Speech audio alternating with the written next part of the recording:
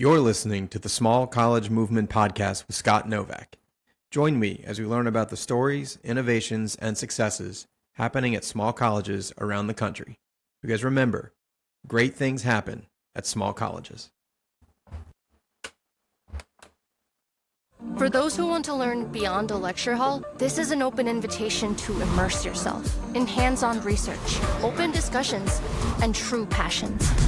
The power to thrive is all around you at Ursinus College.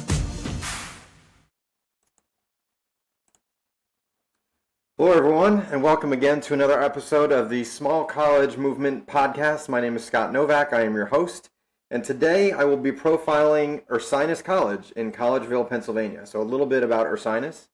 Ursinus College is a private liberal arts college in Collegeville, Pennsylvania. It was founded in 1869 and occupies a 170-acre campus. Ursinus College's forerunner was the Freeland Seminary, founded in 1848. Its $127 million endowment supports about 1,500 students that come from 35 states and 12 countries. 22% are students of color and 2% are international students. The school ranges from an 11-to-1 to a 10-to-1 student-to-faculty ratio. Students can choose from 60 courses of study.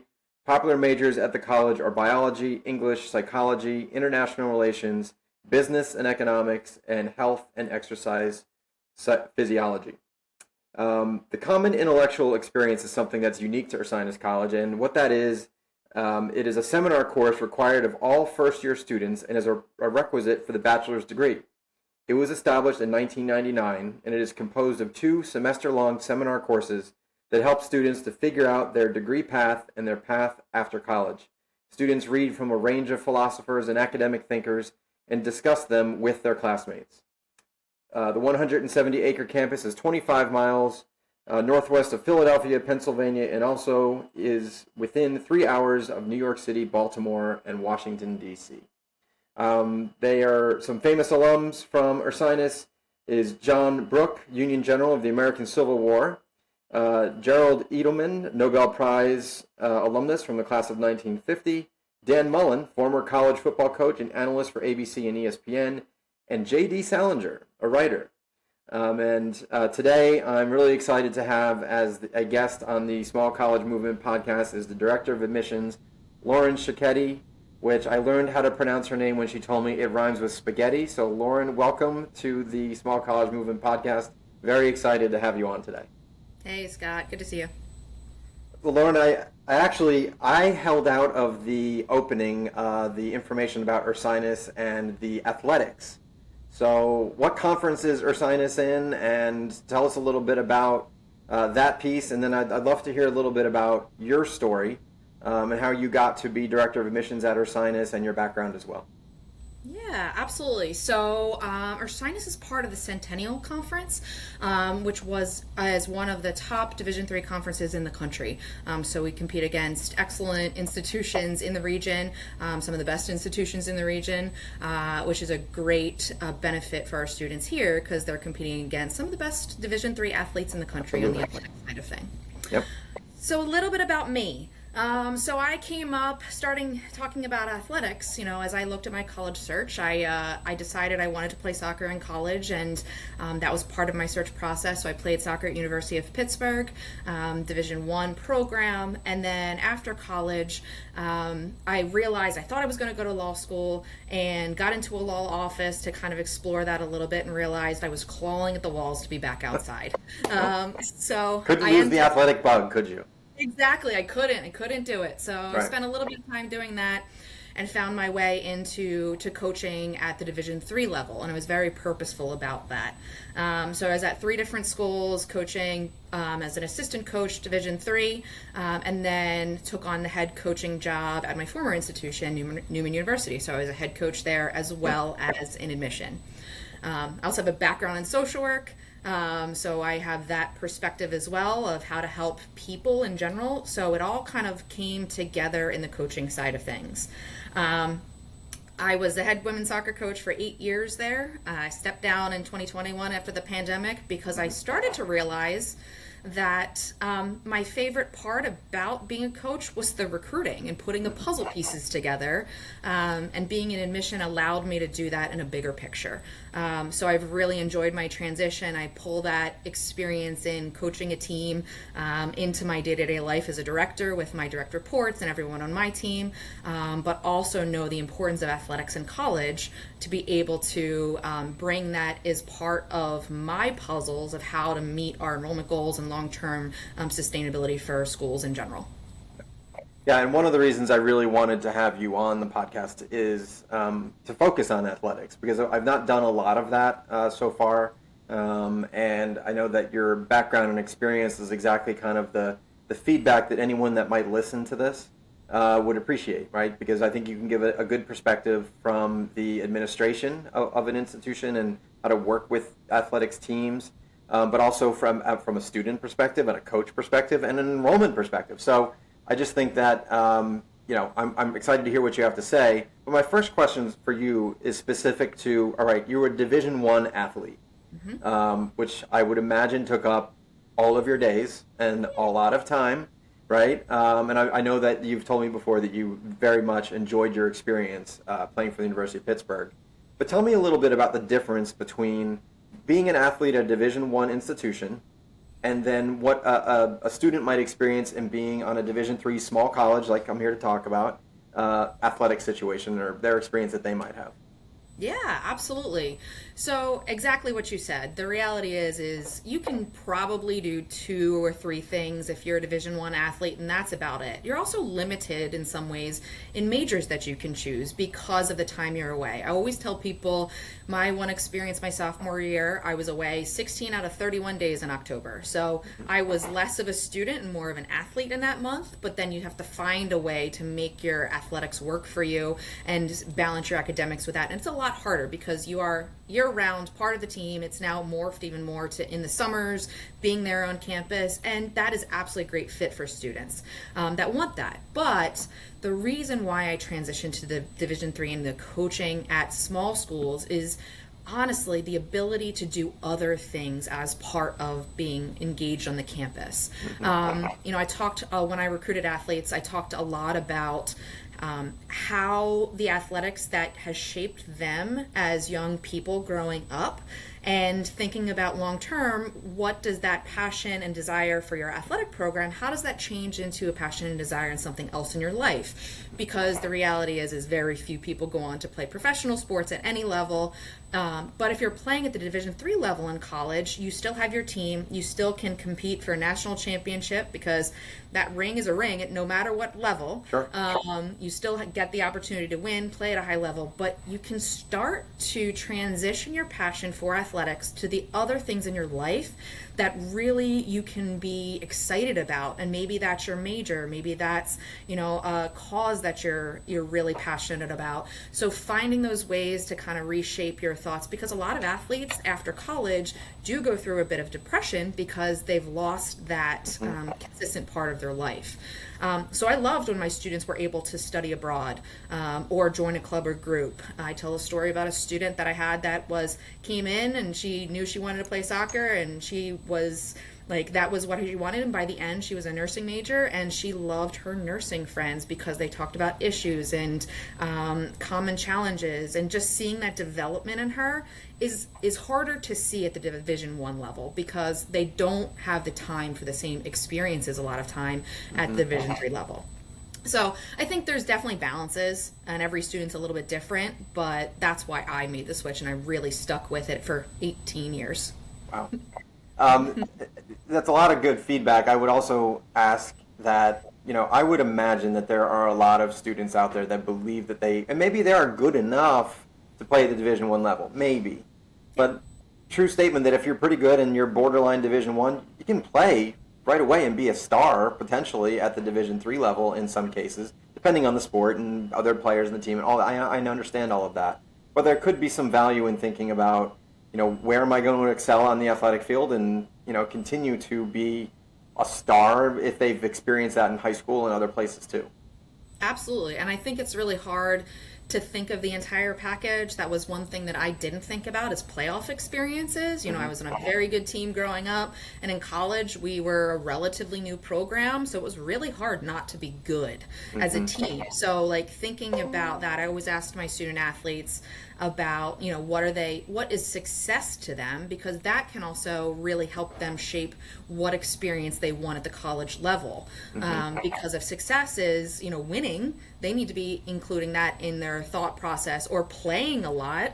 You know, if they're going to play at a top level or even a lower level Division I program, but not be on the field like they want to be, but they have the opportunity at the Division III level to compete at a high level, get to playoffs, like I think there's some real great value in that, and really exploring those options. Yeah, that's exactly what I was thinking. And, you know, I too, I know I've mentioned on here many times, went to a Division III institution. I had a number of friends that, while I didn't play in college, I had a number of friends that are in my fraternity and whatnot that played and just were able to experience all aspects of college, because it wasn't so, they weren't so focused on that every day that was their life. And so I think they had just a great, well-rounded experience, and a couple of them probably could have gone at a higher division, but they just felt like, you know what, I want the full experience, I want to focus on my academics, and obviously they're doing quite well now, so that's great. Question to you as well, because I know this question comes up a lot from those that maybe are not in the enrollment world or don't know much about higher education and college in general. What's the scholarship discussion like for a student that might be looking for an athletic a Division I scholarship, because it's not offered at a lower level? Tell me how you respond to that, and sort of what's the discussion there. Yeah, and I think, you know, each of these things depend on the individual and what priorities they have. You know, there are Division I athletic scholarships, but students and families really need to be thoughtful about the process for that, because they may offer a certain scholarship, and maybe that scholarship, even though it's an athletic scholarship, is only $5,000 towards the cost.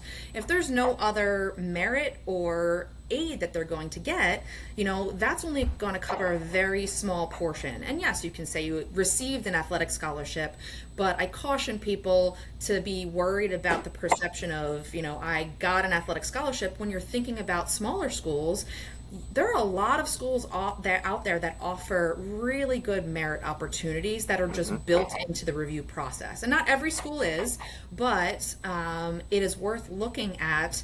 If you're looking Division I, lower level Division I, Division III, what does that look like? Look at the full packages, because with the merit aid that some schools are able to give at the Division III level, that's just based on the review process, that may be more than that smaller athletic scholarship covers. Right.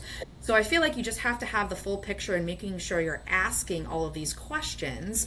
And I tell families all the time, ask. Don't be afraid to ask the question of, you know, what are the opportunities out there for merit at Division III? What are all the additional scholarship opportunities there? And really understanding and diving in deep in what that could look like in helping make that educated decision about what cost means for your family. Yeah, and you said exactly what I thought you would, and I'm glad you did, because I would say the same. Do your homework, ask the question.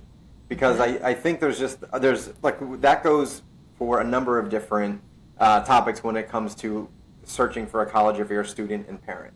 I think a lot of times people just immediately cast aside an institution based on sticker price, or they cast aside an institution because it's too small, or they cast it aside because it's too rural. Well, ask the questions, experience it, do your homework, and I think many times, especially for these small institutions, students will have the same, if not a better experience than at the large institutions. And, you know, I'm glad that's what you said, because I was hoping that was what you would say. Yeah. Well, and Scott, too, the reality is that, you know, as people are talking about, they're at small schools, maybe their high school is like 500 students overall, and they're like, they want a bigger school.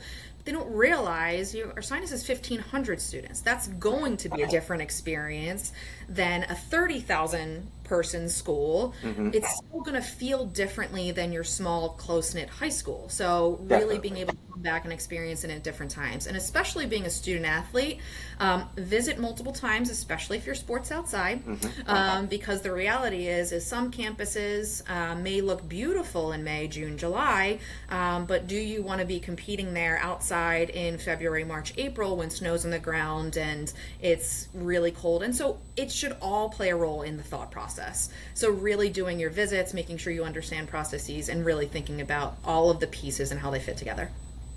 Yeah, and that brings up a question that I would have is from where you sit, both from a previous coach experience as well as now in enrollment and as an athlete, how would you tell a prospective athlete to connect with a school? Like, what's the right steps that you would take? Where should you go? Like, there's a lot of different avenues a student could go, but what would be your recommendation?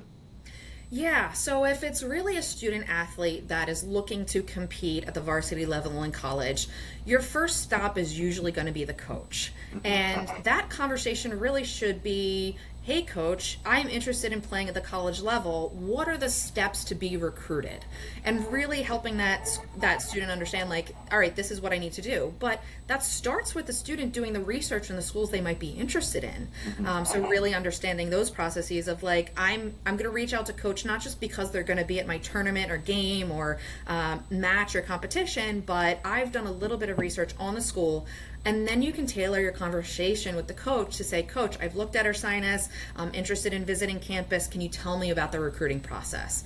Division III level, you're probably going to see that happening at the sophomore, junior level. Division I a little bit earlier, most often. And it depends on the level of the school and the type of school overall, because some, I have some coaches right now at Ursinus that are done recruiting for 2025 already, because they worked on their class early. They're recruiting very different athletes. We have a gymnastics team. They're coming from all over the country, like those types of things. They're pretty close to their class being done. So again, thinking about it, end of sophomore, junior year, starting to reach out to coaches. But there is a parallel process with admission that student athletes and families need to be thoughtful about, is that we know athletics and coaches are great, but they don't know everything on the admission side. So making sure that you are also connected with admission. So if you start with the coach, you have a great experience with coach, you're going to be recruited to the school. They say, yes, let's start the process. I want to see you play. I want to see you compete. Then you want to get connected with admission as well and say, hey, admissions professionals, my counselor, you want to go to their visits at their high school if you're there and say, hey, I'm working with coach, I'm a student athlete. Hey, I'm interested in joining in an admissions visit, because these are things that coaches don't always see and say, because they are fantastic at recruiting on their own. Not every school has it integrated with admission. Sure. So you may have visited 5 times with the coach, and we may not even have you in our system that you've been to campus. So making sure you're on both sides of the radar is really, really important, because truthfully, there could be other scholarships and grants that go along with it. Some schools often visit grants. If you've only visited with coach and we don't know that, then at the visit grant side, you're not getting that grant because you haven't connected with the admissions office. Same thing, if coaches don't know deadlines and you miss a deadline, coaches can't help you fix that a lot of times. So really no, they cannot. Yeah, no, exactly. Sorry, deadline is a deadline, and just Exactly. because you're an athlete doesn't mean you get special permission to do something different. So again, being really thoughtful about having both sides there. So I think that's really important too. And the other thing that I think that really is important is our connections with coaches too, because we are constantly in contact with them. We definitely want to know what they're doing. I love cheering my coaches on what they do, because they get excited about recruits. So I love connecting with them about our student athletes. Yeah, and what makes that relationship successful, right? So we talked a lot about your perspective for students and parents. And so let's talk a little bit about those that might be listening from the administrative side, right, for a college or university. That relationship between enrollment folks and coaches is vitally important at a small college. Yes. What makes that good relationship, and how do you work with your coaches? And there has to be some level of mutual respect in the roles in which you play within that institution. But tell me, how is that successful? Yeah, absolutely, Scott. And I think this is so important, but also so hard, which is why I love what I do and having both experiences, because, I think both admissions and athletics can be very siloed, but the reality is we should be a team working together to recruit the right fit students for our institution. Yep. So they need to be involved in the conversation. They need to be understanding what is our strategic enrollment plan for us, because they can help be an extension of our office. And so, again, not only the cheering them on, getting excited when they have an athlete commit, or bringing the right fit student in that they're so excited about, they're an excellent student and an excellent athlete, that's great. But I think too, like if a school has, an experience, or they're looking to grow enrollment in certain places, coaches are a great asset for that. So looking at Ursinus, I'm looking at growing in North Carolina. It's an area I'm familiar with. I've done a lot down there already. And so I've been really talking about our strategy with our coaches, with our athletic department at the top, to say, how can we look at students in this area, because it's a great way to start a pipeline. And every high school counselor that I've talked to has said you just need usually an athlete to say they had a great experience, part of a team at the institution, and the ripple effects of that start to affect your non-athlete population as well. So you just need to start with that one, and athletics can be your foot in the door that way. At the top, though, thinking about, I have, monthly meetings with our athletic director. We're constantly talking about the athletic population and the level of recruitment. Where do we want to be? How do we make sure we're not under enrolling rosters, we're not over enrolling rosters, but really finding the right fit students for that coach to be most successful. Because really, again, everything, if we all work together, it raises the profile of the institution, but also raises the profile of the sports teams, which then students start to see, especially if they're in athletic world, they see us rising in the ranks. Then that's more students want to come to that. So I'm constantly talking. Our director of athletics, Aaron Strobel's fantastic partner. We've been going back and forth with numbers of like, here's the range of athletes that coaches want to bring in versus what they can handle, but also where do we want to be. And so I'm building our strategy for this next year based on that, but also helping them share out, this is what we want to get, this is the type of student we're looking at, this is the student that we think would be a best fit to be successful in 4 years here. And I think it's that constant communication. If we don't meet monthly, we're kind of siloed. But if we're constantly meeting, we're constantly having the conversation, where are we? Where are we struggling with? We can help. If we need women's golfers, I can go say to my team, like, if you have a women's golfer, definitely make sure you do some extra connection with that because they're struggling this year. So we can have those consistent conversations overall to really make sure that we're all advancing the institution priorities. Yeah, I mean, they should be working hand in hand because they both elevate the brand of the institution from different places, of course. But I also know that not having played in college, but going to a small college where a lot of my friends did, it's a very different experience. And I think especially this time of year on Saturdays, we get to see a lot of Michigan and Ohio State and Alabama and Auburn, all of that, and that's great.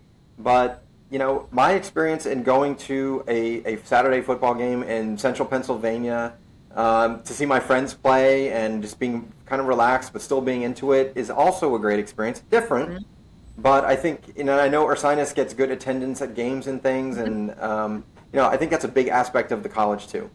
Yeah. And I think, Scott, you bring up a good point about watching your friends and being engaged. A lot of students make decisions about 6 home football games a year. Right.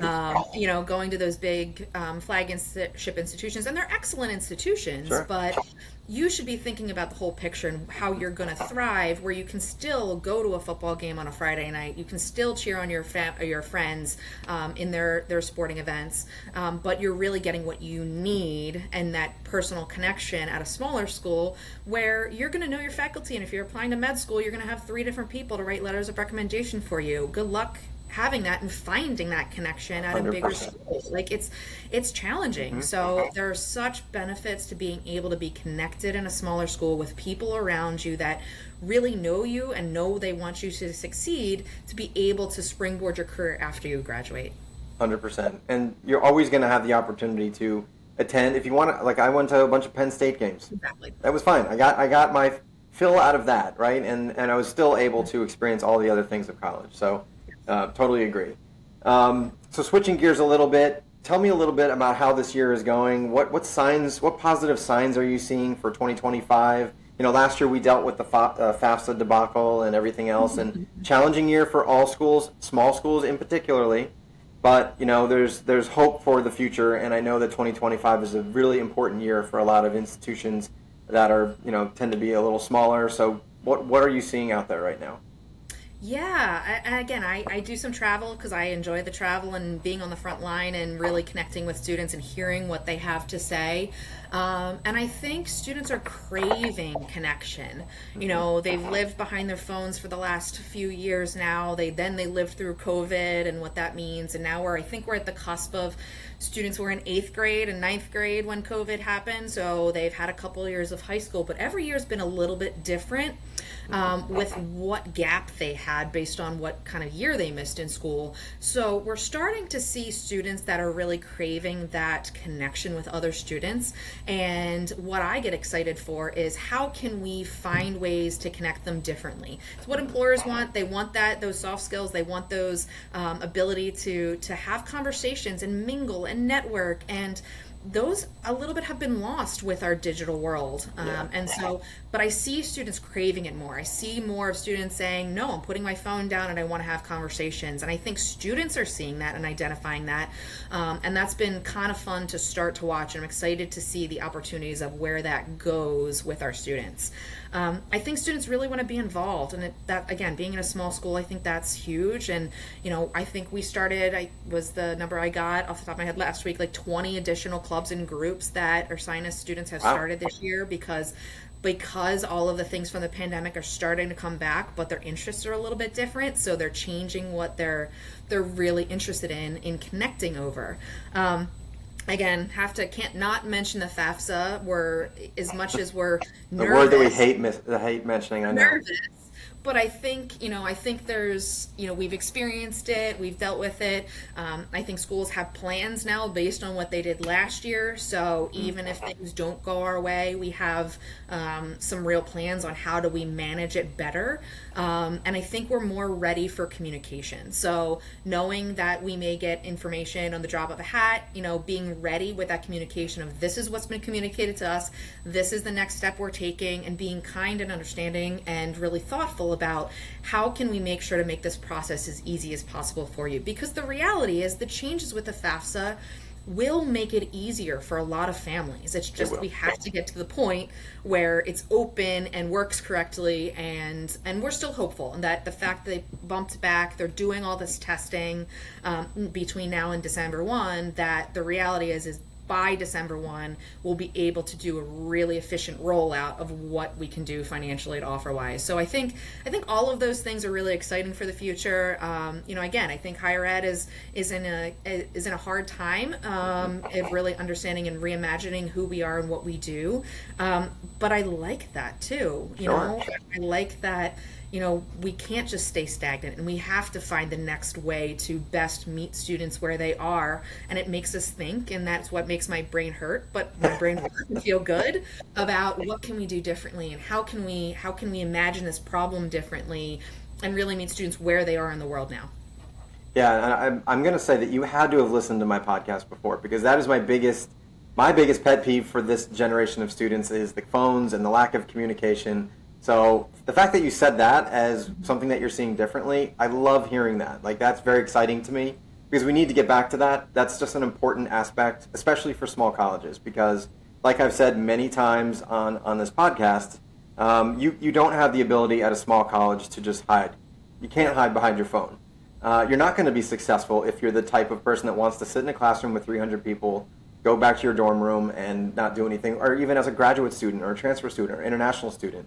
You can't be successful. I mean, you've got to get engaged, but it's the most valuable life tool to be able to communicate with others. And small colleges give you that. So I know I'm saying it again for anyone that listens to all the podcasts, but I have to because you brought it up. So thank you for that. So I do appreciate it. So Lauren, I really appreciate having you on. Any last things you wanted to say before we sign off? We're just at time, but I wanted to thank you for joining. This is an important topic, especially with athletics, and you're the right person to have on here for it, for sure. Yeah, no, I really appreciate it, Scott. It's always great seeing your face and being part of this. So I thank you for inviting me on and joining you today. Thank you, Lauren. Well, as you know, as everyone that listens knows, I sign off every podcast saying the same thing. But first, I want to make sure that, go to smallcollegemovement.com. There's a website there. You can follow this on YouTube, or if you're listening, it's on Spotify and all other kinds of places. And please spread the word. We want to get the positive word out about small colleges, because now is when small colleges need all the help and the discussion and the positive discussion that's happening out there. So please forward this on. So with that, we're signing off. We'll see you next time. And as I always say, just remember, great things happen at small colleges. We'll see you next time.